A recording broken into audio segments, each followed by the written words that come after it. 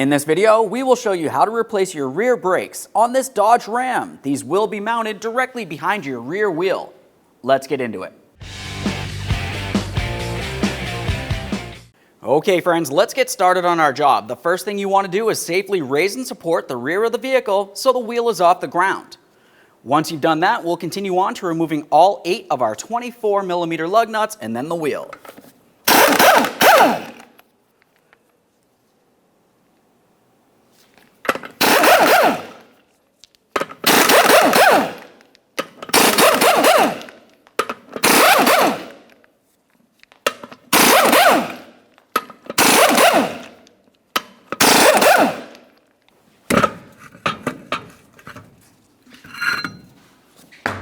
Now that we have the wheel off of there, the next thing we want to pay attention to is our caliper.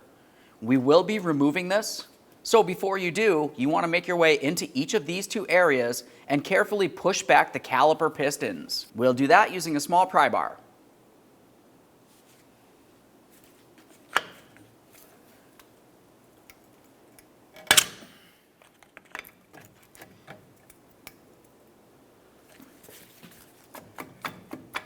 Once you have movement from there, we'll make our way to our 2 caliper slider bolts. To remove each of these mounting bolts, we'll be using a 13mm. We'll loosen the top one first, leave it in there just a couple threads, and then remove the second.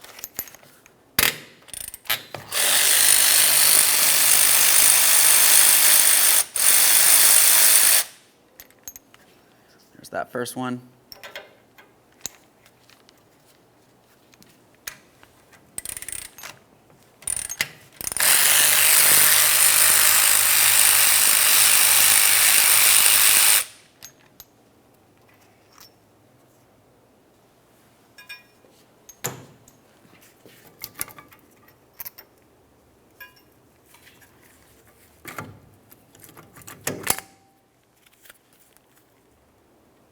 Once we have that off of the vehicle, we want to pay attention to the areas of the caliper where those 2 pistons are.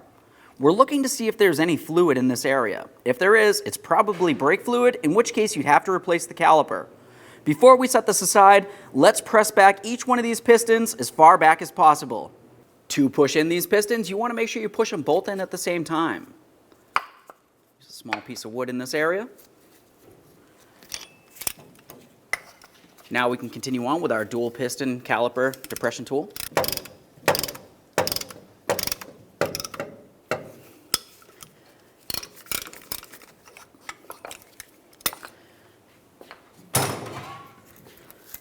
Double check those pistons for fluid. These look great. We can set this aside for now.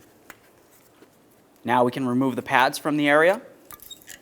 Whenever I remove these, I always like to give them a close inspection. If it looks like they're worn at an angle, that would tell you that you're having an issue with either the pistons or the sliders on the caliper itself.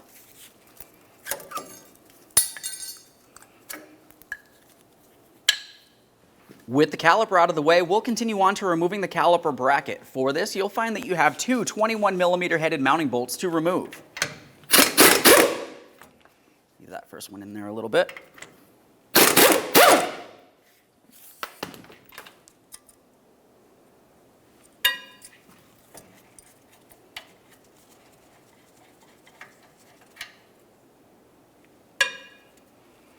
Remove the bracket, we'll give it a quick inspection, and we can set this aside. Now we can remove our brake rotor. We'll take hold of this, give it a little wiggle, and pull it off.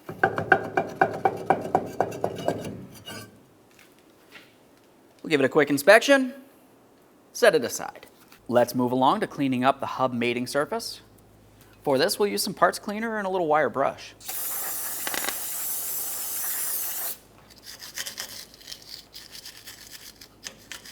Let's apply some anti-seize to this area, being extremely careful not to get it on our parking brake shoes.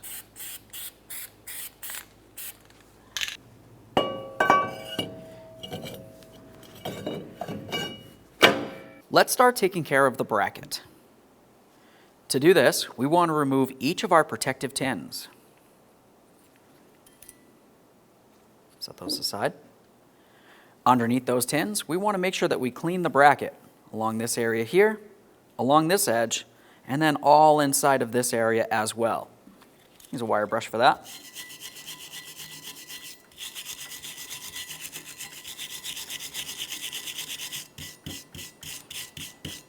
This side looks pretty good. We'll do the same to the other. We'll use some high temperature caliper lubricant and come along the areas that we had cleaned. This will help with vibration dampening and noise reduction.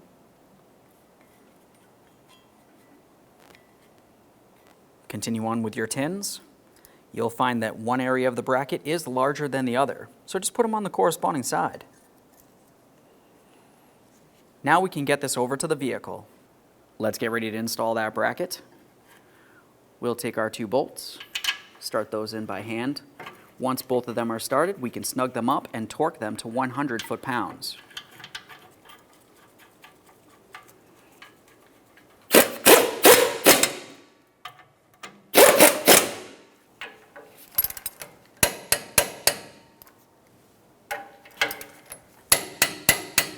Now we can install our brake pads. You'll find that the inboard pad will have the wear indicator. We want that facing down. Take this and slide it right in position here. The outboard pad's a little bit more difficult to slide in because it has this area. We're going to have to come in at a sharp angle. Once you're into that area, you can go ahead and press it in. Confirm that the pads can move around in this area. Now we can pay attention to the caliper itself. We'll be dealing with the 2 caliper sliders. For these, you want to make sure that they're well lubricated. So to do that, I would just go ahead and push that slider right out of there. We can leave it in on this lip right here. We'll give the shaft area a quick inspection, make sure you don't feel any debris or ridges in this area. Use some high temperature caliper lubricant. We'll lubricate this entire area, especially inside that final groove right there. Take some more of that lubricant and come right inside the other side boot here. I want to try to get my way all the way up into this area. Slide it right in there. There we are. Now we can take that slider pin and we'll slide it back into its original position. Once we've done so, we'll do the exact same thing to the other slider pin. Once both sliders are done, we'll continue on with lubricating each of our 2 caliper pistons just along the area where it's going to hit up against the pad. Continue on to the back side of each of these 3 ears. Get a little bit more on here.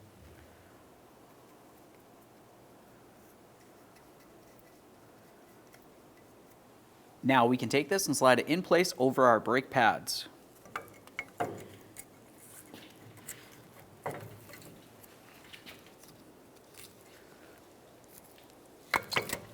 Now we can install our 2 slider bolts.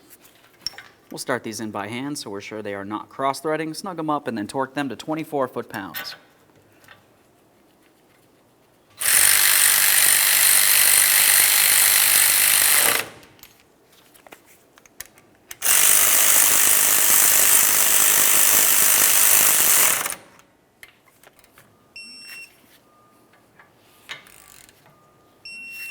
Confirm that you definitely torqued everything along the way, and double check that flex hose to make sure it's not twisted in any way.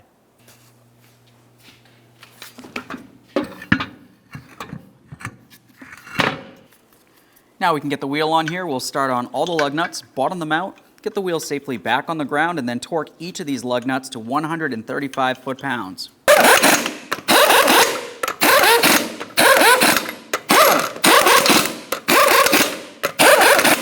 Now that the wheel's safely on the ground, we'll torque these in a crisscross manner.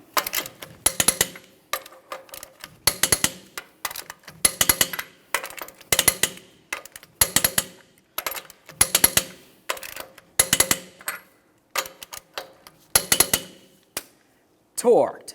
Okay friends, we've got this side of the vehicle back together.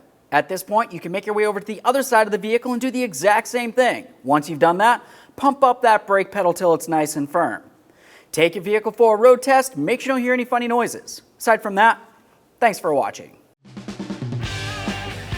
When only the best will do, demand TRQ. The only company that lets you view before you do. TRQ is committed to offering the highest quality aftermarket auto parts that are engineered for peace of mind. Thanks for using and viewing with TRQ.